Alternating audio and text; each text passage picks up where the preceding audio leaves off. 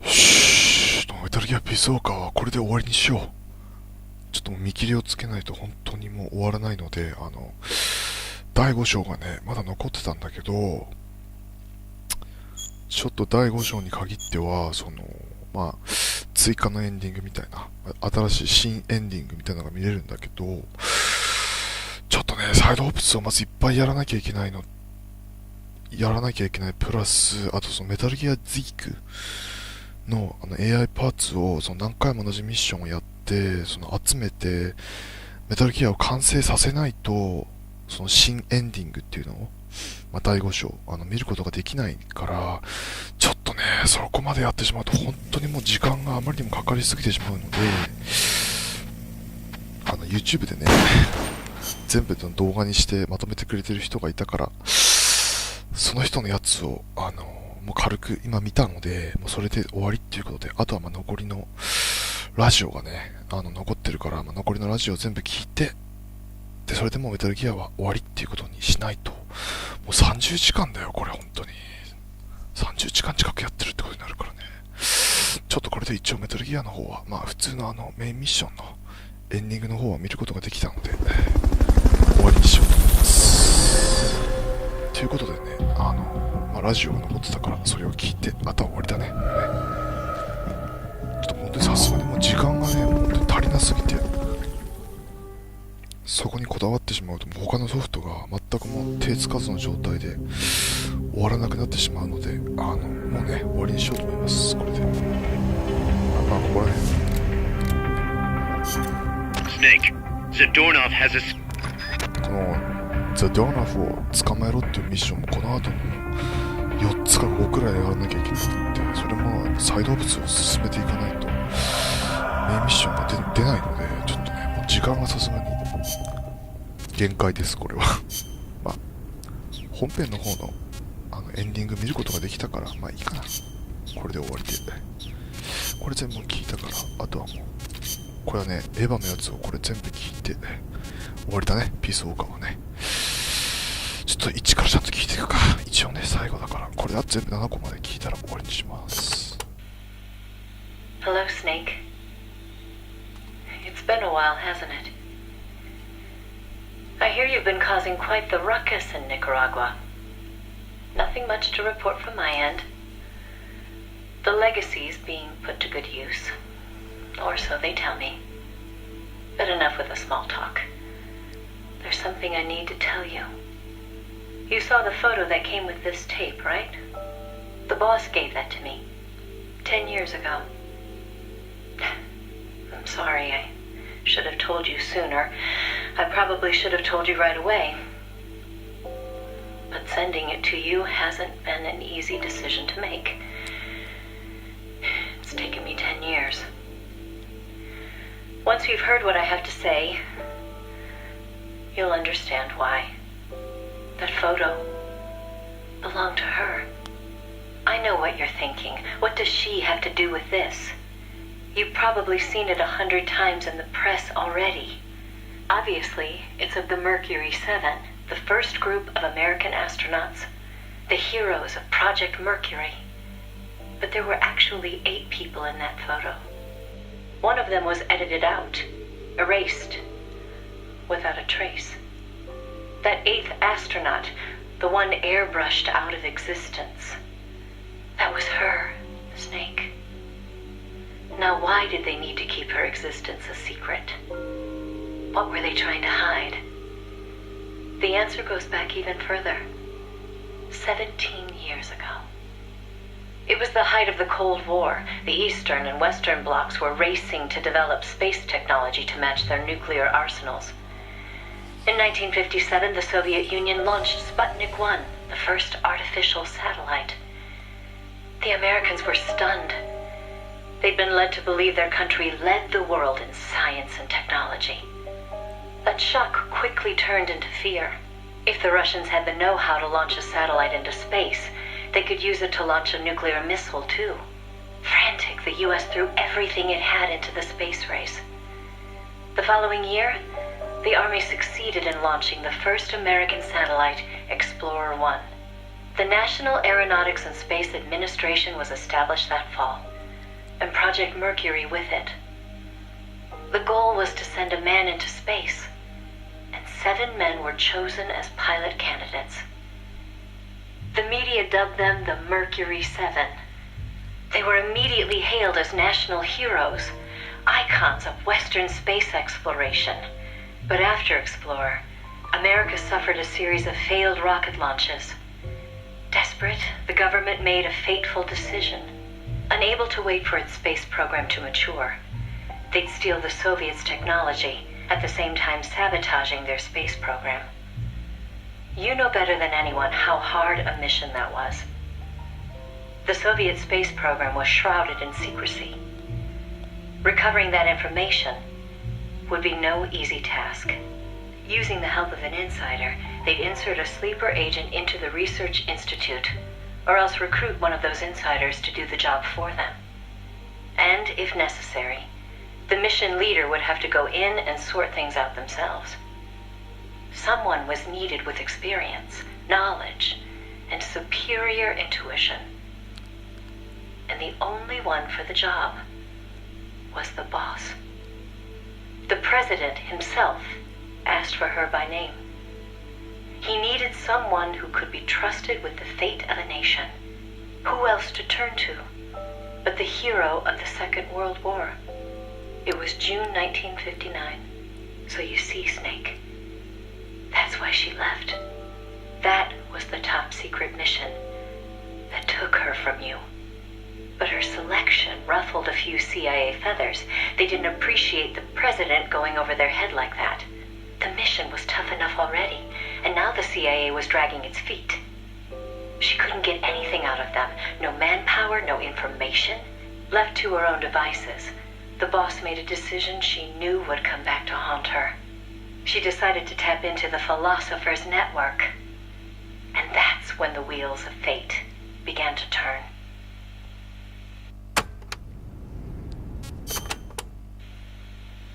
The Philosophers were a secret society of power brokers formed in a pact between the US, Russia, and China in the early 20th century.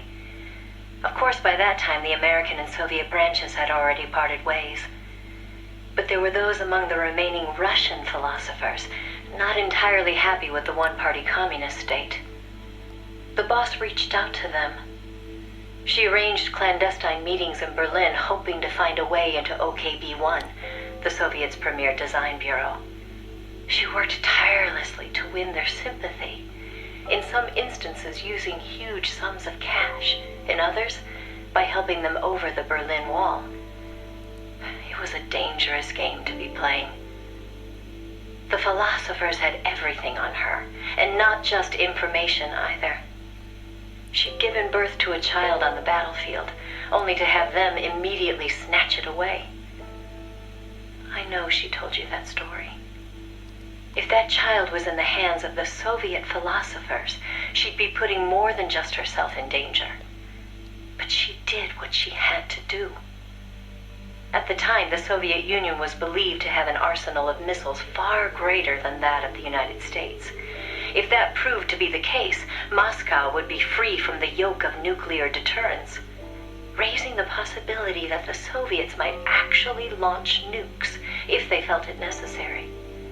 As you know, the so-called missile gap turned out to be a Soviet bluff. Moscow had gone to incredible lengths to perpetuate the lie. In fact, the whole space race was really just a part of an elaborate ruse. Only we didn't know that at the time. She used to joke that even she swallowed the whole missile gap story, hook, line, and sinker. She put her life on the line for the sake of her country, to prevent nuclear war. And it was because of her sacrificial efforts that America succeeded in placing a sleeper agent inside OKB-1. NASA began to receive huge volumes of technical data from the Soviet program. By the end of 1959, they'd succeeded in sending a chimpanzee named Sam on a ballistic rocket flight. The rocket never left the atmosphere. But all the same, it was a huge success for NASA, restoring confidence in its technology. Then, just when the operation was starting to produce results, the CIA came calling. You're a war hero, they said. No need for you to dirty your hands with this sort of black ops. We'll take it from here. In effect, they wanted to reap the rewards for themselves. But the boss didn't object. My part is over, she said. I don't care what you do with the data now. It seemed as if NASA was making great strides toward manned spaceflight while the Russians lagged behind. They even got a report from their mole at OKB-1. The safe return of Sam has sent our scientists into a panic, he said. Soon afterward, the Soviet Union sent an animal of its own into space on Sputnik 2, the dog Kudryavka, better known to the world as Laika. But Laika was fated never to return to Earth. The U.S. can recover its spacecraft from the ocean upon re-entry. But the Soviet Union only borders the frozen Arctic. They had to bring their spacecraft down on land. How could they soften the impact enough to bring a living creature back safely? The agent reported that the Soviets hadn't yet found a solution to that problem. The plot to sabotage the Soviet space program seemed to be working, too. First, they tampered with Sputnik 4's re-entry. Then, 2 months later, one of their rockets exploded on the launch pad. They did manage to send 2 dogs into orbit aboard Sputnik 5 and return them safely to Earth. But the agent dismissed it as a fluke. Dogs, sure, but humans? They didn't have the technology. Everybody believed it. Everybody was complacent. Everybody. Except the boss. There was something about the Sputnik 5 schematics they were getting that didn't seem right. Some kind of ejection device on the capsule that didn't quite belong. She couldn't figure out the reason why it was there. What was it supposed to eject? NASA shrugged off her concerns. They figured it was probably meant to eject the flight recorder in case of an accident. The boss pleaded with them to investigate, but the CIA wasn't having it. They probably thought she was trying to reclaim some of the glory for herself. The boss wouldn't give up. She decided to head to the Soviet Union herself, alone, without any backing from the CIA. By the beginning of the next year, 1961, she'd succeeded in infiltrating OKB-1. That's when she saw the truth, for the first time.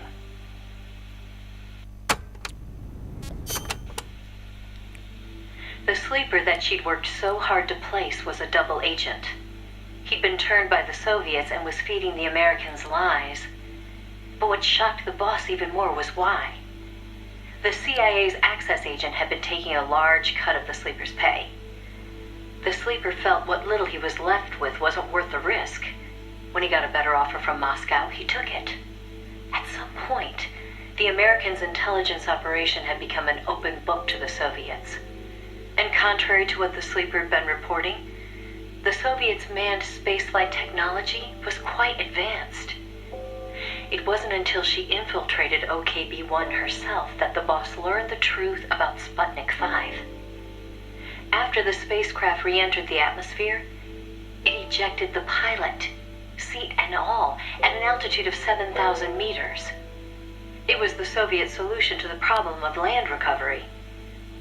The mystery device attached to Sputnik 5 was for that purpose. The pilot would parachute down from that high altitude wearing a bulky spacesuit. Crazy, I know. The Soviets knew exactly how dangerous it was, of course.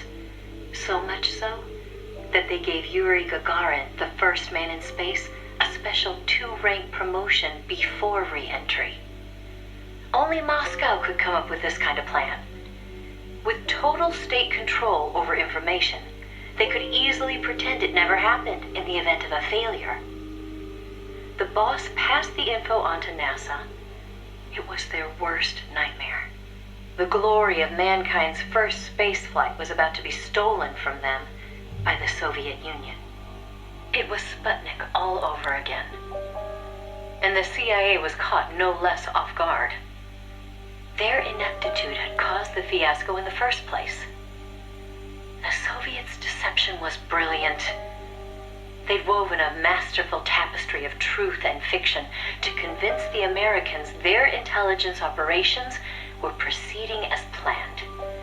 No one but the boss could have seen through it. It was obvious the Soviets had some gifted minds working on their side.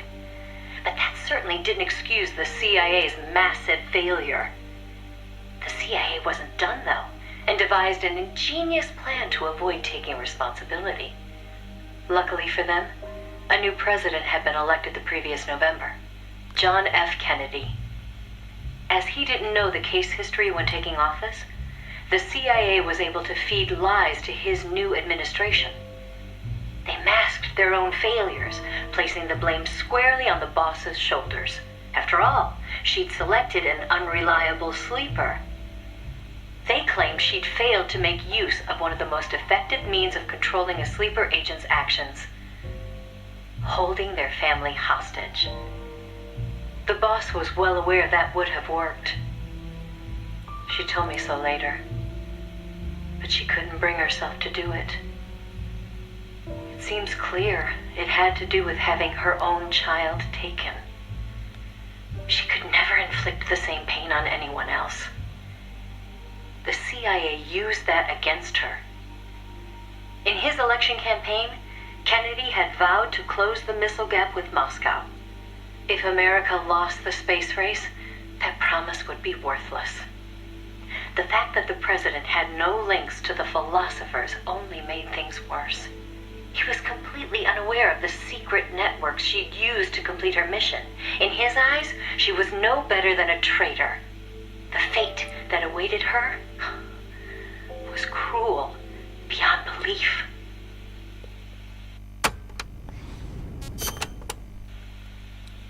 The order came down from above. The boss would take the official blame for the sleeper's betrayal. More so, she'd serve as the guinea pig for NASA's manned spaceflight program. By then, NASA had gotten as far as sending a chimp named Ham into space. Now came a whole battery of ground tests to pave the way for a human to take its place. High-G tests, zero-G tests, spacesuit tests, simulations in pressurized oxygen environments. Some of the tests were highly dangerous, too dangerous for the Mercury 7, who were by then already media darlings. So the boss was made to stand in for them. She could have refused the order, argued her side of the story against the CIA, but she didn't. The way she saw it, her military experience made her a potentially valuable asset to those tests. She felt it was her duty to accept. She soon proved herself right. The boss was more than just a guinea pig. She drew on her experience to give the staff focused advice exactly where it was needed. NASA's space program took off again. At the rate they were going, putting a man in space seemed within reach. The higher-ups at NASA were impressed with her talents. They took to calling her the 8th astronaut, the Mercury Lady. The photo I sent you was taken around that time. I suppose maybe they were planning to use it as propaganda, the world's first female astronaut. But then, just as things were looking up, they hit a new snag. The government told them to add a window. There were no windows in NASA's spacecraft back then. Ham never saw the stars around him. But Washington insisted. Their sources told them Soviet spaceships had windows. Space exploration as a form of propaganda in itself. After all, what was the point of sending a man into space if he couldn't tell the world what he'd seen? Most of all, though, they simply couldn't have the Russians doing something they couldn't. It was sheer madness, and everybody knew it. NASA was already facing impossible deadlines. Now they were adding yet another element of uncertainty to the mix. Installing a window would both weaken the spacecraft and make it harder to shield the occupant from cosmic rays. They weren't about to put their Mercury 7 golden boys in that kind of danger. So the boss was chosen as the pilot instead. Even if she made it up into space, she was given less than a 20% chance of returning to Earth alive. but she took it in stride, even helping them make the necessary design changes to the Mercury capsule. It was like going to work every day at NASA to make her own coffin. Then, without warning, the U.S. received intelligence that the Soviets had moved their Vostok spacecraft to the launch site. The launch was set for the following day, April 12th, 1961.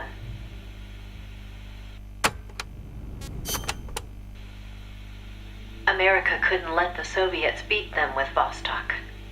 NASA was forced to cut short the testing process and move the launch date up.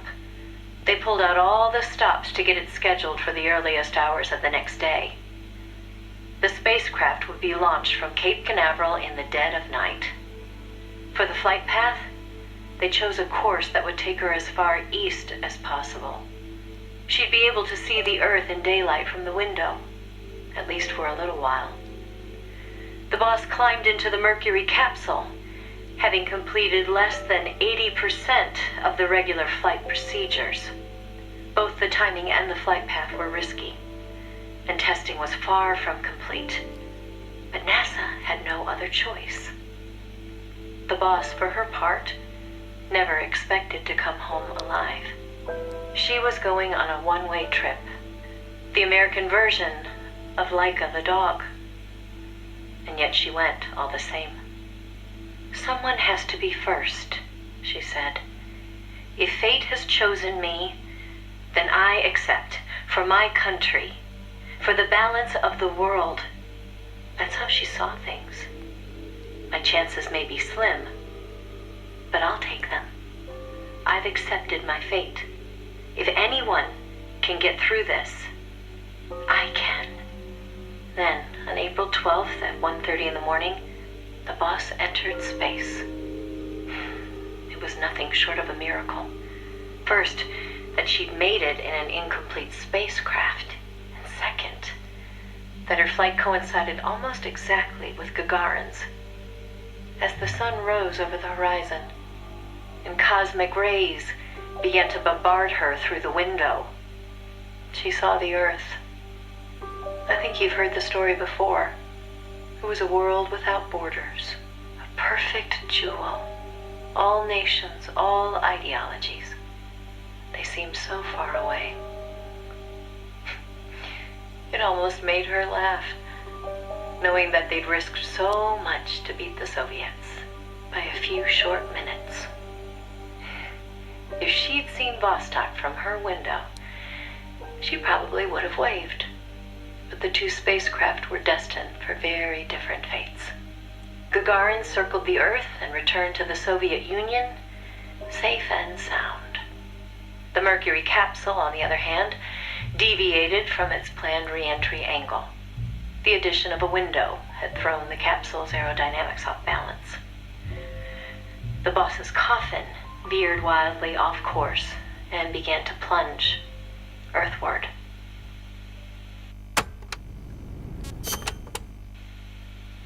The course deviation caused the capsule to miss its splashdown point by a wide margin. It didn't have enough time to decelerate before crashing into the sea. The force of the impact shattered the spacecraft before it started to sink like a stone. The boss used the last of her strength to escape to the surface.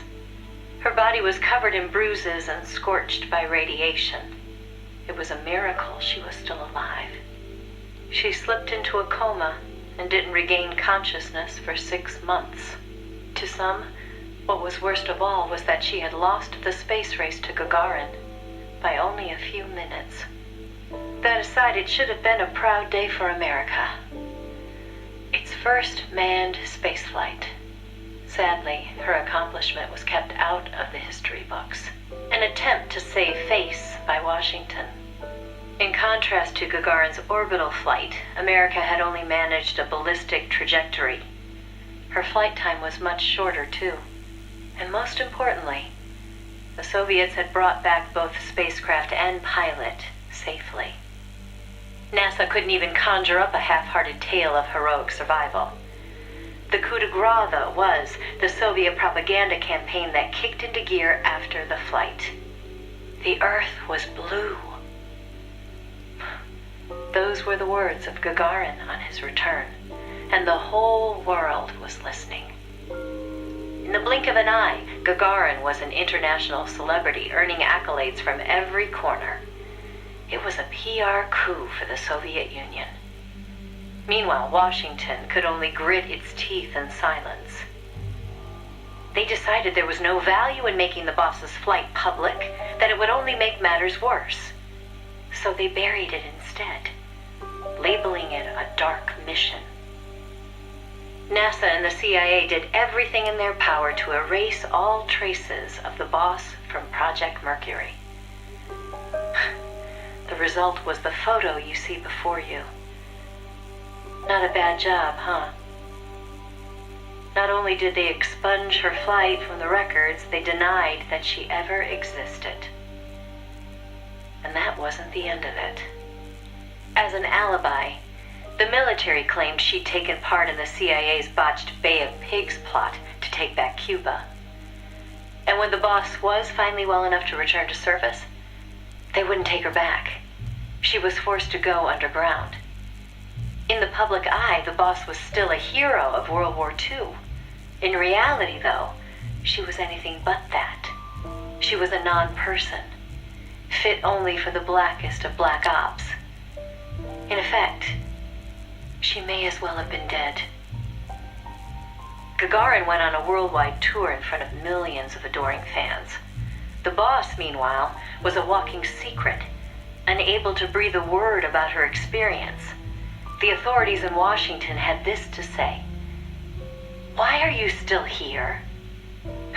If only you'd had the decency to give us a nice quote like Gagarin and then die an honorable death, you'd have gone down as a hero." 3 weeks later, on May 5th, Alan Shepard, one of the Mercury 7, made his own ballistic flight. They sure didn't try to cover up his achievement. Of course, he owed his success to the lessons learned from the boss's tragedy. Before sending Gagarin up into space, the Soviets had used a mannequin called Ivan Ivanovich to test the landing procedure, which would make the boss America's version of a crash test dummy. But she didn't care. "I'm happy to be the dummy," she said, "if it'll help the project succeed. Nothing would give me greater satisfaction." And that still wasn't the end of it. The boss had worked through the anti-Moscow faction of the Soviet Union's philosophers to place the sleeper agent, and at some point, the Soviets found out about it. Yet the Americans remained oblivious to the end. Even the philosopher network the boss plugged into never tipped them off to the double cross. That could only mean one of two things. Either the pro-Moscow philosophers had intervened, or the anti-Moscow philosophers had been turned. Either way, it was a situation their American counterparts couldn't stand. To preserve the philosopher's good name, and to repay her debt, so to speak, the boss once again made her way into the Soviet Union. There, she found herself face to face with the Soviets' own agent. And who should she find awaiting her return to Russia? The one who'd turned her sleeper against her, who'd fed them lies all this time. It was her former comrade in arms, the father of her child, the man known as the Sorrow. He didn't know it was the boss who'd sent the sleeper. Or to be more precise, the Soviet philosophers never told him. Former lovers, forced to fight to the death. One would live and one would die, she told me. That was the revenge the Soviet philosophers had in store for me. If both of them survived, their child would suffer in their place. They were left with no other option. The boss shot him. He offered no resistance. When she returned from the Soviet Union, there was no place left for her to go. She'd sacrificed everything. Everything. For her country. And in return, They treated her like a dead woman. She was made a scapegoat for no good reason. Only because power had changed hands in Washington. Any lesser being would have long since cracked.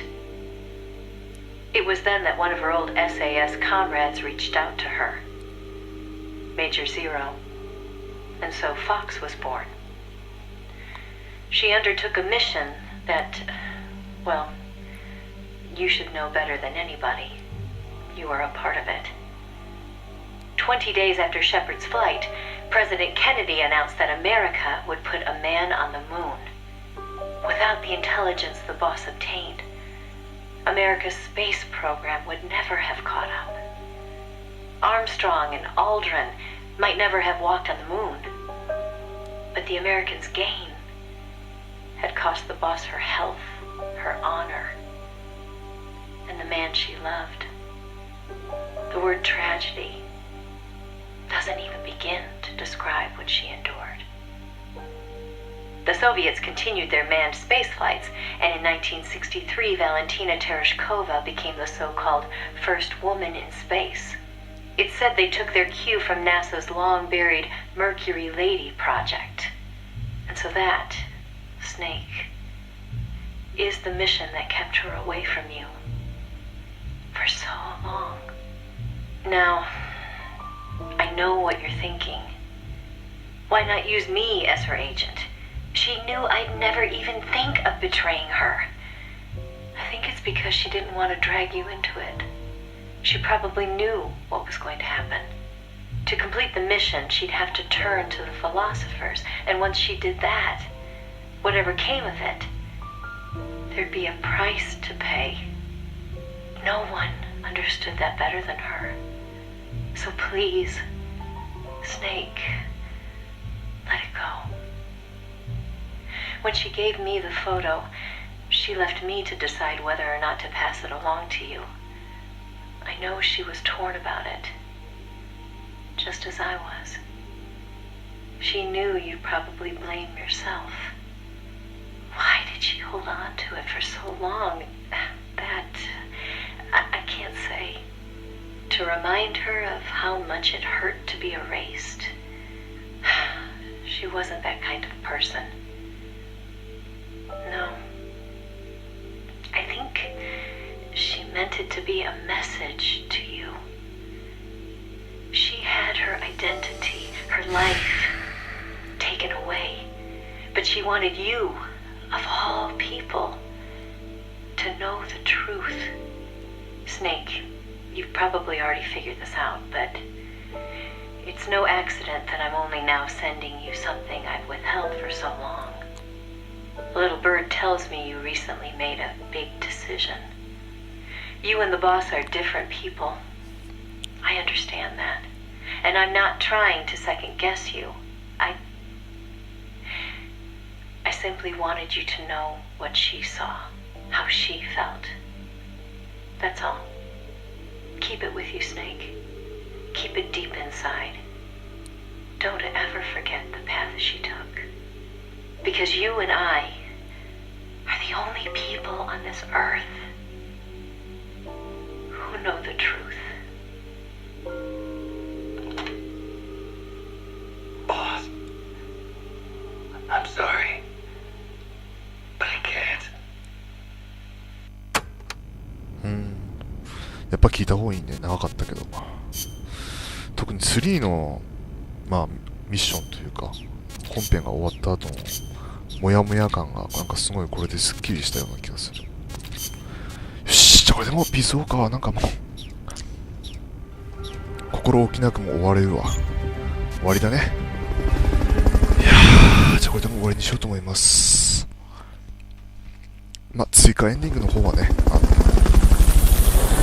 YouTube で他の人がまとめてくれてる動画があったからそっちの方で見たので、パスが実はサイファーから送られたスパイで、最後スネークたちを裏切ってこのマザーベースを壊滅させようとするんだけど、それを止めてって感じでね、エンディングがあったけど、ちょっとそれはね、ちょっとそれを見ようと今からサイドオプスとかまた一から全部頑張るって手したら40時間くらいかかってしまいそうだから、これで終わりにしようと思います。